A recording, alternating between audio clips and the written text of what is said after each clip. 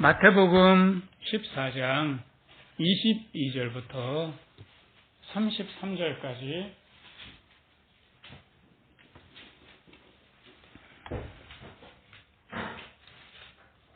예수님께서 바다 위를 걸으시는 기적을 행하셨는데 베드로와 어떤 차이가 있는지 생각해 보시면서 읽으시면 좋겠습니다.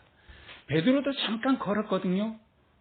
하지만 베드로와 예수님은 판이하게 다른 목적 때문에 걷습니다. 우리 22절부터 함께 읽습니다. 예수께서 즉시 제자들을 재촉하사 자기가 무리를 보내는 동안에 배를 타고 앞서 건너편으로 가게 하시고 무리를 보내신 후에 기도하러 따로 산에 올라가시다. 저물매 거기 혼자 계시더니 배가 이미 육지에서 수울이나 떠나서 바람이 거슬림으로 물결을 인하여 고난을 당하더라.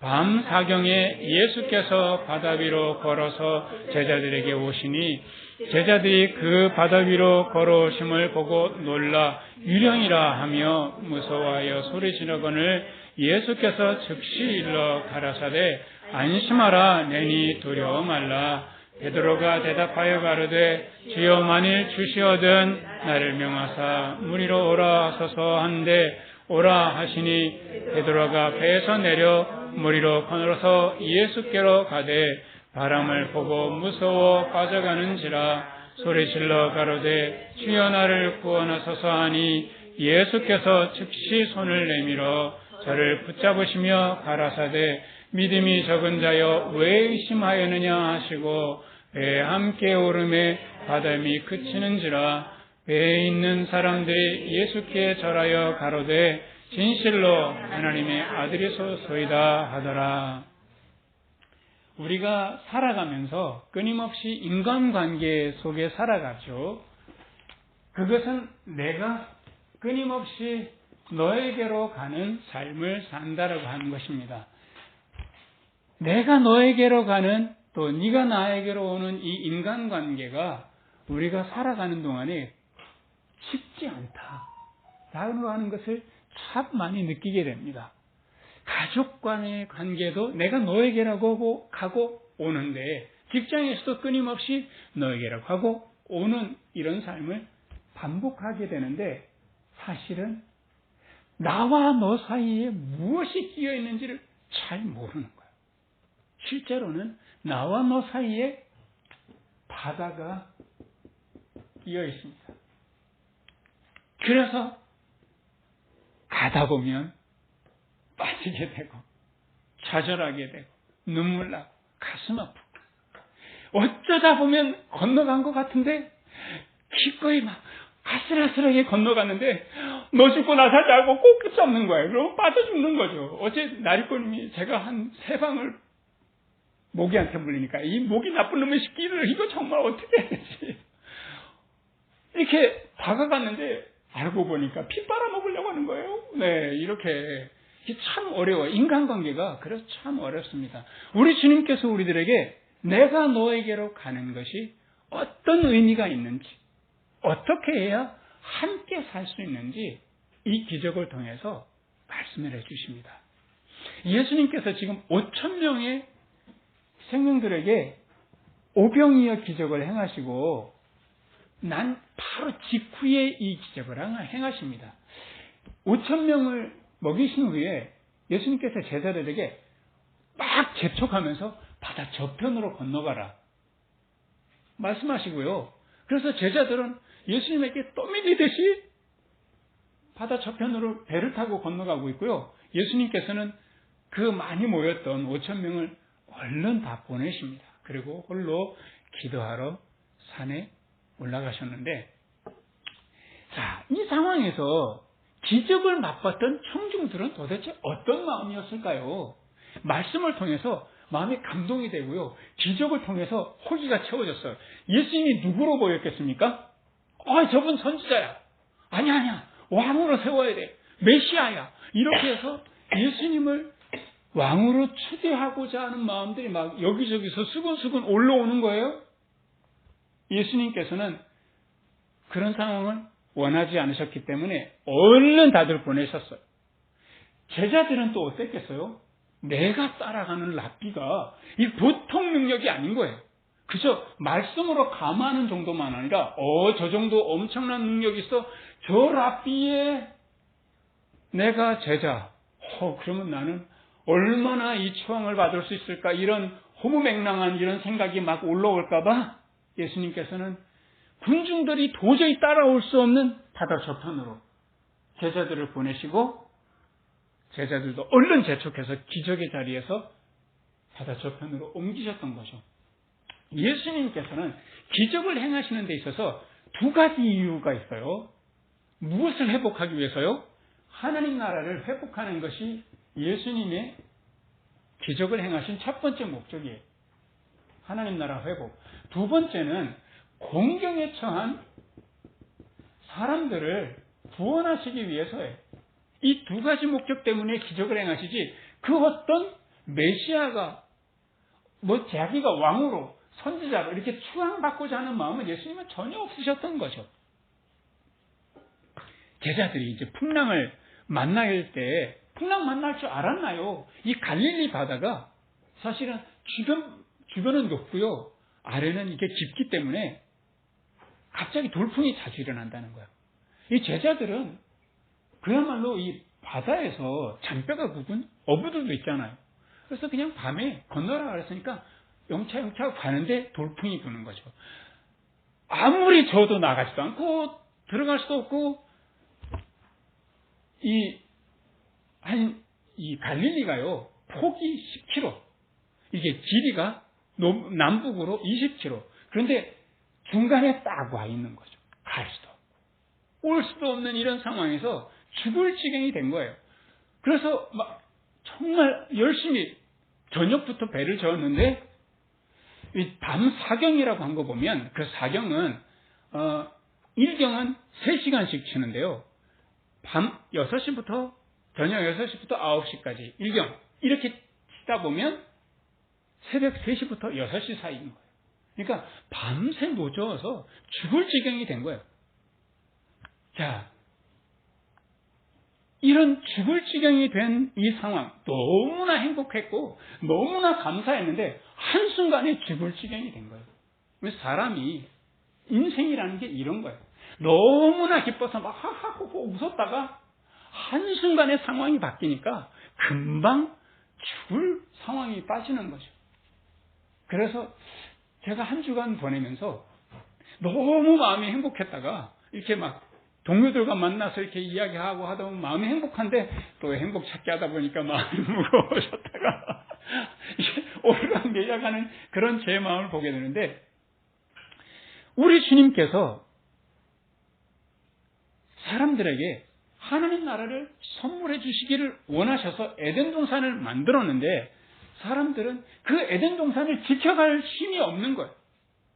끊임없이 상황에 이끌리고 자기 생각에 이끌리고 사람들이 한마디 하면 거기 마음이 훅 가고 막 칭찬해주면 너무 행복하고 이렇게 사람들이 왔다 갔다 하다가 결국에는 어떤 상황까지 몰리게 되냐면 이 상황을 보면요. 사실은 무엇이 연상돼야 되냐 하면 노아의 홍수를 한번 생각해 보세요.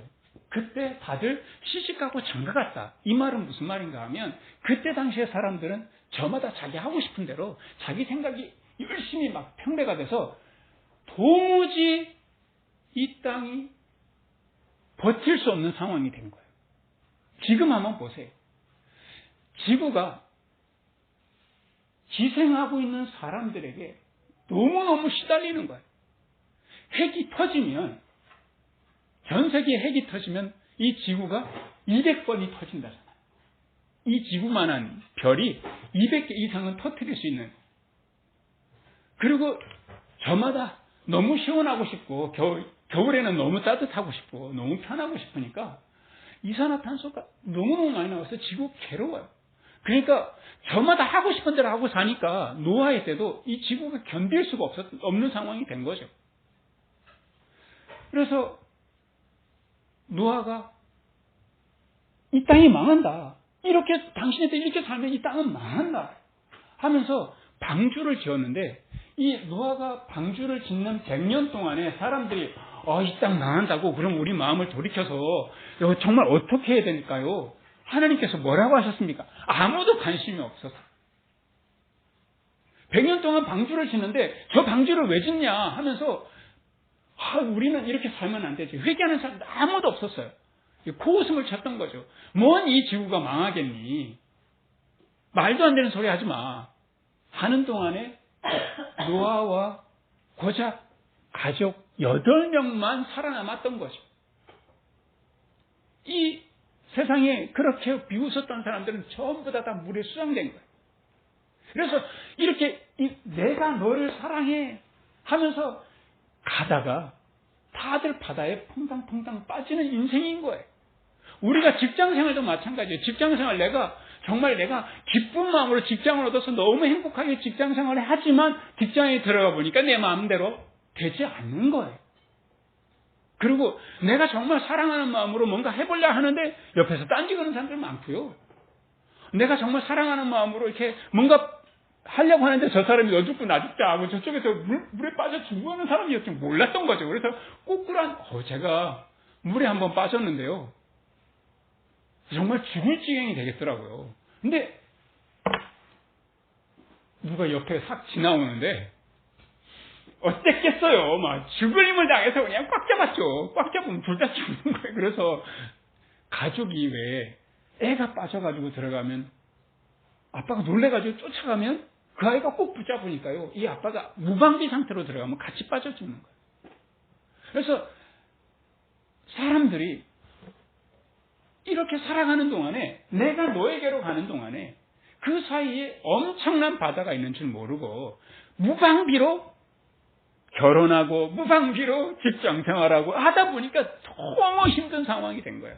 그래서 우리 주님께서 어떻게 살아남을 것이 나만 살아남는 것이 아니라 어떻게 너와 내가 함께 살아남을 수 있는가 무리를 걷는 기적을 통해서 보여주신 거예요. 어떤 목사님이 자기는 기적을 많이 행했는데 이제 마지막 남은 기적이 무리를 걷는 그 기적이다 하고 성도들에게 그렇게 설교를 하더라고요.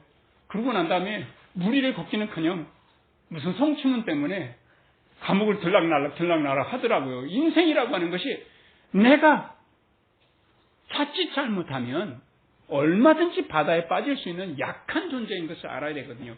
그런데 여러분들 보셔요.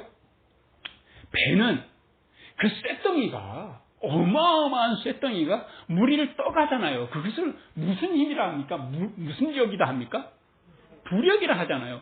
부력이 크려면 제가 또 이렇게 열심히 공부를 했는데 어떻게 쉽게 이야기를 한번 해봅시다. 저도 아는 게 별로 없어가지고 부력은 이게 물이 받는 힘보다 물이 밀어내는 힘이 더 커야 부력이 생긴다는 거예요.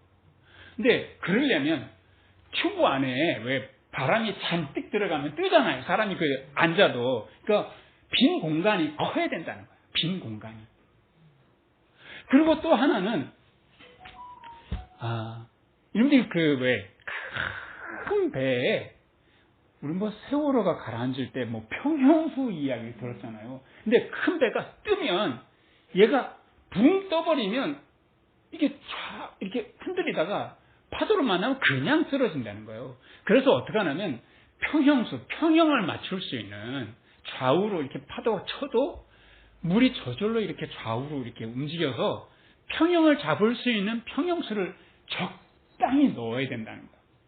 그래서 이 바다를 걸어가려면 두 가지가 이루어져야 되는 거예요. 하나는 비움입니다. 하나는 뭘까요? 체험입니다. 그래서 우리 주님께서 왜 빨리 제자들을 보내고 사람들도 얼른 보내시고 홀로 산에 남아서 하나님께 기도했겠냐고요. 그의 마음속에도 사람이기 때문에 자칫 잘못하면 드는 영웅심, 내가 한번 왕 해볼까? 이런 마음들 사람이면 생길 수밖에 없죠. 그런 마음들. 내가 한번 나 괜찮은 사람이네. 이렇게 하고서 우쭐대는 마음, 자만심. 예수님에게 그런 마음이 없었다면 홀로 하나님께 왜 나가겠어요? 예수님께서는 그 나가셔서 비우셨던 거예요.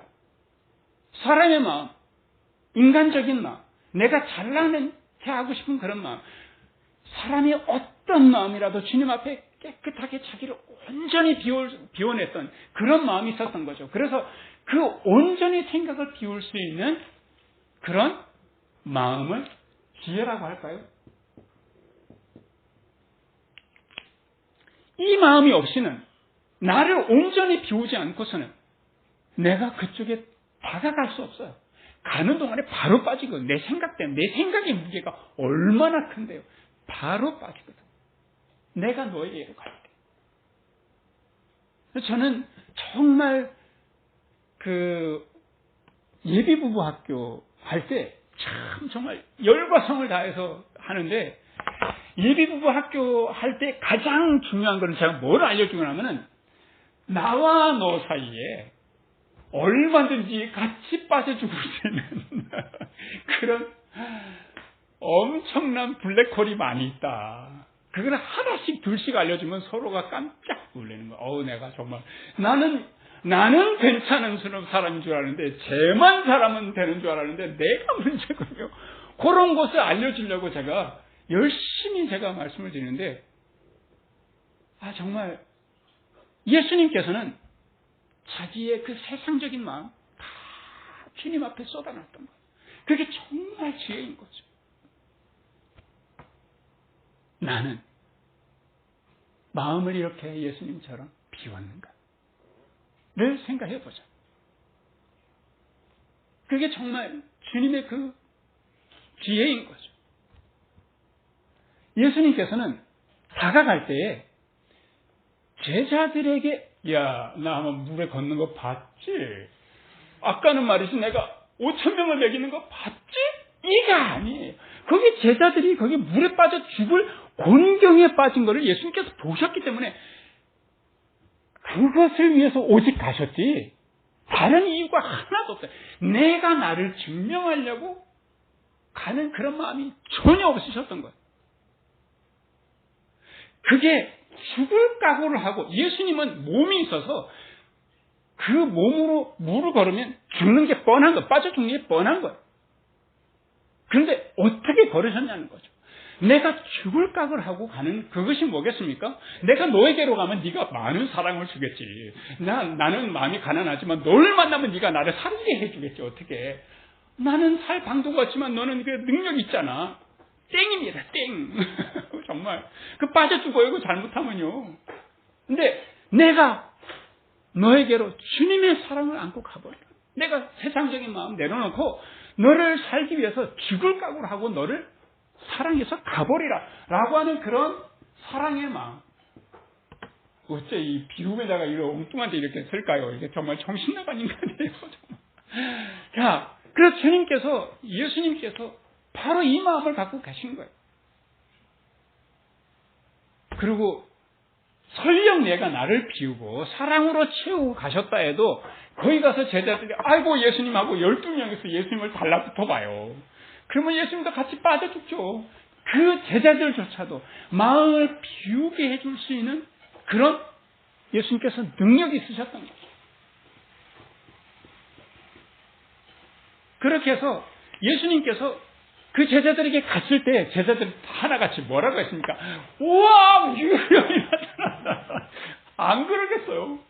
밤에 저기서 어렴풋하게 사람이 걸어오니까 이건 보도 듣도 못한 이 기가 막힌 일이잖아요. 유령이 나타났다 하고 겁내하니까 예수님께서 3마디 말씀을 하셨습니다. 뭐라고 하십니까? 27절에 안심하라, 내니 두려워 말라. 여기서 예수님께서 자기를 밝히신 내용이 나옵니다. 나는 뭐다라고 말씀하셨을까요? 나는 뭐다라고 하셨습니까? 안심하라, 내니 두려워 말라. 나는 나다라고 말씀하셨어요. 여러분들, 나는 나다. 이거는 굉장한 선포예요, 사실은요. 너 걱정하지 마. 나 유령 아니고 난 나야. 예수님이야. 이것만 말하는 게 아니에요. 여기서 나는 나야라고 하는 것은 하나님께서 모세에게 나타났을 때 모세가 이렇게 묻습니다.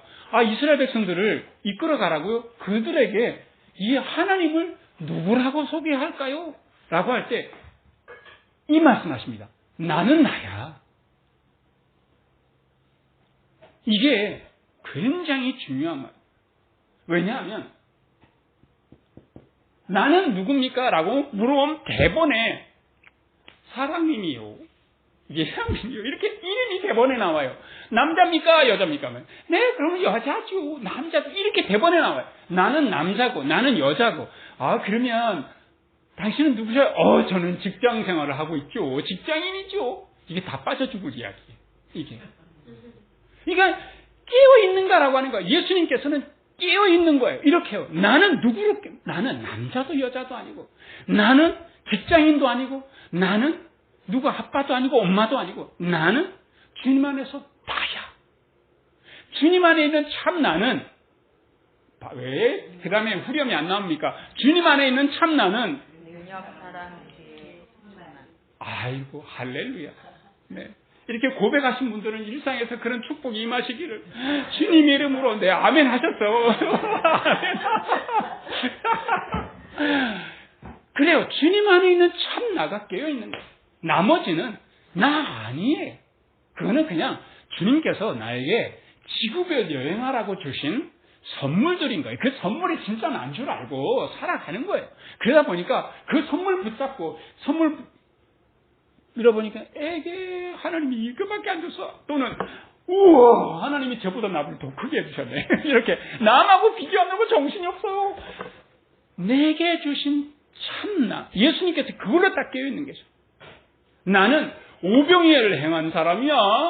나는 물을 걸을 수 있는 사람이 아니고요. 나는 나야. 나는 주님 안에서 그 어떤 무엇도 아니고 깨어있는 나야. 안심하고 두려워하지 마라. 그들에게도 예수님께서 어떻게 무리를 인생의 풍랑이는 이 무리를 어떻게 걸을 수 있는지 예수님께서 증명해 주신 거예요. 그러니까 누가 제일 먼저 눈이 떴겠어요? 그것에 대해서 빨리 반응한 제자가 있었어요. 누구예요? 베드로가 아싸 저거구나 하고 나는 나구나 하고 정신을 바짝 차리고 그러면요 나도 깨달았으니까 깨달았기 때문에 주여 나도 나로 오게 하소서 이렇게 하니까 예수님께서 와라 이러니까 베드로가 얼른 무리를 띄웠어. 무리를 걸었어요. 베드로가 몇 발짝 걸었어요. 할렐루야 하는 동안에 바로 무슨 마음이 들었어요? 무서운 마음이 든 거예요. 그래서 마음이 바로 드는 거죠. 나 몸인데 빠져 죽게 생겼네. 그러니까 진짜로 그 생각대로 바로 빠져 죽게 생긴 거죠. 나 직장인인데 어떻게 저 사람이 나를 이렇게 무시해? 이거 상사면 다야? 누가 저놈은 어떻게 이렇게 말을 안 들을까? 자기가 직장인인 줄 아니까. 내가 참나로 깨어있으면 어쩌겠어. 상사가 나를 태우려고 하면 네, 제가 좀 부족하지요. 정말 저 같은 부하 직원 데리고 오느라고 고생이 많습니다. 열심히 해보겠습니다. 제가 뭘 더 해야 되나요? 이렇게 겸손한 마음으로 상사를 대할 수 있는데 저놈의 새끼가 나를 태우려고 그랬지. 밤에 와가지고 먹는 걸 해결해. 이게 해결이 안 돼. 이렇게 하니까요. 스트레스를 먹는 걸로 해결이 되겠냐고요. 그러니까 자꾸 직장생활 하면서도 물에 풍덩풍덩 빠지고 인간관계 하면서도 너무너무 사랑하는 사람한테 다가가면서도 빠지고 자꾸 빠져드는 거예요. 베드로가 잠깐 깨달았어요. 참나를. 예수님을 보면서 저렇게 비우고 저렇게 채우면 되는구나. 내가 주님 안에서 능력, 사랑, 지혜 충만하고 내가 마음을 온전히 비워버리면 되는구나 하고 걸어도 한두 발자국에 금방 빠져든다는 거죠. 우리 오늘 말씀에 예수님께서 우리들에게 거꾸로 하지 말라는 거예요. 비워야 될 것은 비워내고 채워야 될 것은 채우라는 거예요. 사람의 마음은 비우고요. 네가 사람을 잘못 봤지 나는 그런 사람 아니야. 이런 거 정말 대표적인 사람의 마음이죠. 나로 말할 것 같으면 이런 거 비워야 돼요. 정말 행복하고 싶으면 비워야 돼요. 인생 살아가는데 내가 100살을 살지 120살을 살지 다음번에 또 너무너무 좋아 뭐예요? 과학이 발전이 돼가지고 이제 늙지 않는 그런 죽지 않는 그런 약이 나온다잖아요. 구글이 돌았어요, 정말. 네. 구글이 그런 약을 만들고 있대잖아요. 돈 많은 사람만 먹을 거예요. 우리는 아마 못 사 먹을 거예요. 약 한 알에 1억씩 하는 거. 이거 한 달에 한 번씩 먹어주면 영원히 살 수 있는 그런 약을 개발하고 있는 중인 거예요. 모르죠. 그래서 우리가 200살까지 살면 어떡하겠어요? 저는 그렇게 살고 싶지 않아요. 정말. 그러면 얼른 무슨 생각이 들어요? 200살까지 나 뭐 먹고 살지? 이게 인간의 생각이에요. 뭐 맞긴 뭐 맞아요. 이런 생각을 비우고 사는데 이런 생각이 자꾸 채워지는 거예요. 내 마음에 어떻게 하면 좋아. 네. 그리고 주님의 마음으로 채우라는 거죠. 주님께서 정말 사랑하는 마음. 내가 이렇게 살아가는 이유는 나를 죽이고 저 사람을 살리기 위해서 우리 주님께서 나를 이 땅에 보내셨구나. 이런 마음을 갖고 내가 나가야 된다는 거예요. 이런 사람, 저 사람이 나를 꼭 끌어안을지라도 그 사람에게 정말 깨어있는 것이 무엇인지 보여줄 수 있는 그런 온전히 내가 내어주는 삶으로 내가 나아가라는 거예요. 그래서 능력과 사랑과 지혜의 충만함으로 깨어있는 나로 예수님처럼 안심하라 내니 두려워 마라. 나는 나야. 너희들도 깨어나라. 이럴 때 베드로가 번쩍 정신 차린 만큼 이렇게 우리가 번쩍 정신을 차린 만큼 그렇게 깨어서 살라고 우리 주님께서 이렇게 무리를 걷는 기적을 보여주셨던 거예요. 예수님은 제자들도 구원하시고 풍랑마저도 잠잠케 하셨어요. 그래서 풍랑이는 이 바다 위를 인생들은 저마다 허우적거리면서 노아의 방주에서 수많은 사람들이 그 타지 못하고 빠져 죽었던 것처럼 지금도 수많은 사람들 아니 그 속에 나도 있을 수 있는 거죠. 빠져서 허덕이는데 우리 주님께서 주님의 것으로 채우고 인간의 것은 내려놔.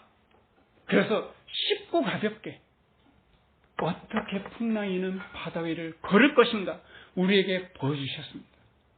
이 기적이 우리의 삶에도 함께하기를 주님의 이름으로 축원합니다. 우리 같이 기도하겠습니다. 은혜로우신 하나님 감사합니다. 풍랑이는 바다 위를 뛰어드셔서 제자들을 구원하신 예수님을 통해 우리도 어떻게 너에게 나아가야 하는지 깨닫게 해주신 것을 감사합니다. 나에게 부족한 것을 채우려고 너에게 가고 있는 우리의 사랑 얼마나 보잘것없는지요. 공경에 처한 나를 구하시려 죽음의 바다로 뛰어드신 주님 그 사랑이 얼마나 크신지 주님께서 욕망과 두려움으로 가득한 인간의 마음을 비워내시고 사랑과 지혜와 능력으로 가득한 하나님의 마음으로만 채우셔서 풍랑이는 바다에 죽을 수밖에 없는 나를 구원해 주시려고 이렇게 오신 것을 진심으로 감사합니다. 우리도 주님을 닮아서 사람의 마음은 비우고 하나님의 마음으로 가득 채워서 나도 살고 남도 살리는 주님의 기적을 우리의 삶에서 맛볼 수 있도록 주여 축복하여 주시옵소서. 예수 그리스도의 이름으로 기도합니다. 아멘. 우리 찬송가 506장 우리 같이 찬송하면서 준비하는 금 하나님께 드리도록 하겠습니다.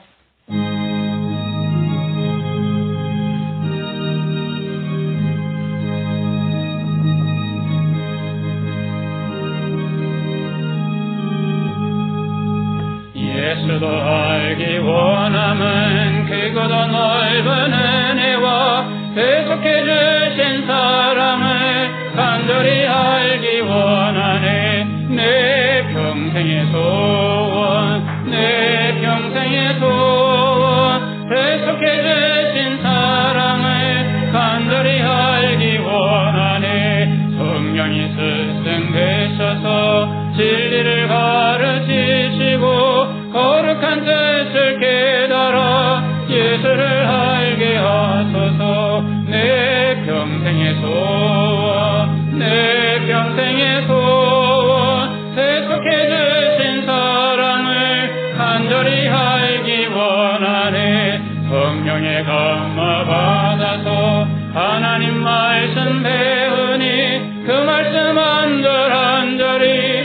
맘에 교훈되도다. 내 평생의 소원, 내 평생의 소원, 세속해 주신 사랑을 간절히 알기 원하네. 예수가 계신 보좌는 영광에 둘려 있도다. 평화의 왕이 오시니 그 나라 왕성하도다. 내 평생의 소원, 내 평생의 소원, 세속해 주신 사랑을 간절히 알기 원하네. 우리 헌금기도 드리고 축도로 예배를 마치겠습니다. 우리 주님, 우리가 감사로 드리는 이 헌금을 기쁘게 받아 주시옵소서. 이 헌금에 든 우리 교우들의 수고와 땀, 눈물을 기억하여 주시옵소서.